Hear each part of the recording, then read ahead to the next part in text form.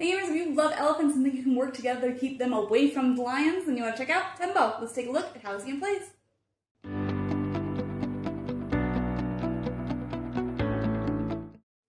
In this game, players are working together to get their herd of elephants to the destination board at the end of all the Savanna tiles, and they'll do that after they visit all 6 landmarks that are out on the board. On a player's turn, they can choose to either build Savanna or place elephants. In order to place Savanna cards, they will look and see where the arrow is facing. If they have this little rotated arrow, then they can rotate the card in any direction they choose. Otherwise, they have to play it in the way that they are facing the board. So maybe I want to play this card here, so I can place it however I'd like. I'll play it right here, and then I would get whatever I covered up. So like sometimes you'll get elephants, sometimes you'll get to place elephants, sometimes somebody else will get elephants. It'll all just be according to where you place that tile. And then you would fill your hand at the end of the round as well from the deck, noting any special cards that might come out, and we'll go over those in a second. Instead, if a player wants to place an elephant on their turn, then they could look at their cards. And same thing, if it has an arrow like this, they'll have to play elephants in that pattern exactly with the way that they're facing, or they can rotate the pattern if they have a little rotate symbol on it.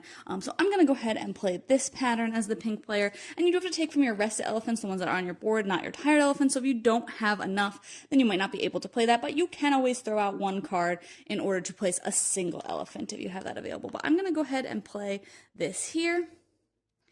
And playing on this watering hole will actually get me 3 more elephants, which is great because now I have some more available to me. And if you ever fill in a tree spot exactly, then you can knock that tree over and then get some energy for that. Most of them give you 1 energy, and there's one that gives you 2 energy.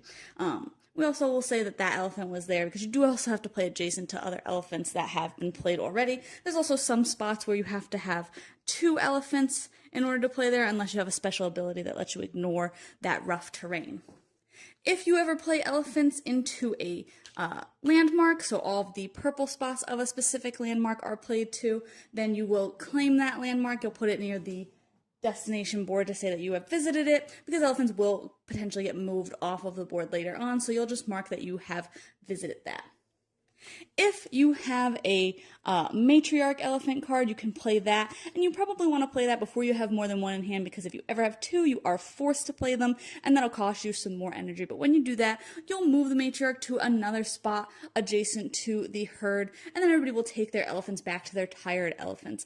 Then you'll spend the necessary amount of energy in order to play that card, and then you'll put all of the trees back face up, so that you have them available again for when you play to certain spots, so you can get some more energy from those as well.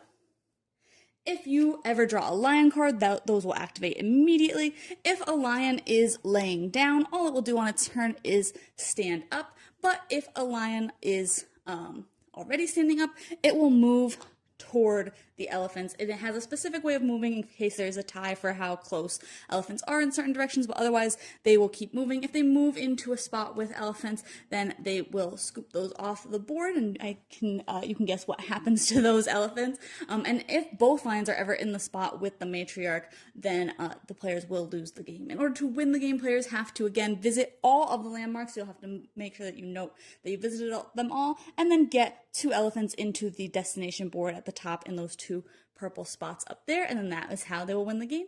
Overall, I really liked the look of this game. I liked the components, and I thought that overall I had a really nice graphic design. The symbols were clear. Everything about that worked really well for me. I also really liked the little bit of puzzly nature that it had. Some cards could be rotated and some couldn't. It mattered where you were sitting with how those cards were going to face. So you might have a card that has just the right pattern on it, but you can't face it the way that you want, so that pattern isn't right for you. It would have been better for another player if you were sitting in another seat.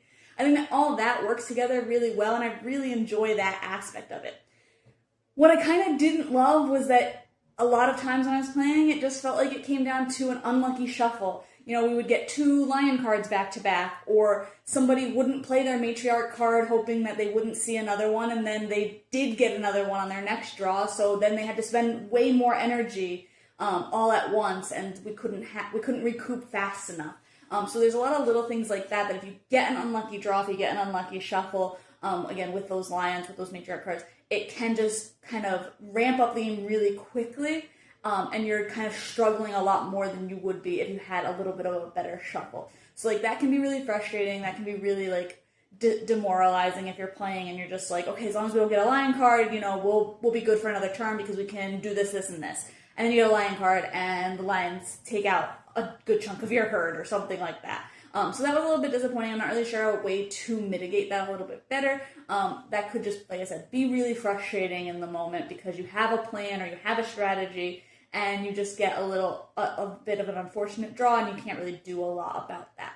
But again, overall, I think that the game does have a lot of variability. There's a lot of different board setups. There's a lot of different ways to scale the difficulty with those board setups, and you can add in events and things like that, which will also change the difficulty a little bit because they might, you know, take the lions will get extra turns, or they'll take out aspects of the trees or things like that for you. So it does have a lot of variability, which I think is also really cool. And again, I really like the look of it. I really like the theme. I really like elephants. So I think that it is a pretty cool cooperative game, especially, again, if you're into the theme. But you just have to keep in mind that little bit of randomness or luck when it comes to just drawing from the deck. It can sometimes feel like you're playing more against the deck than the game itself, if that makes sense. But you can check my full thoughts today to decide if this one might be for you.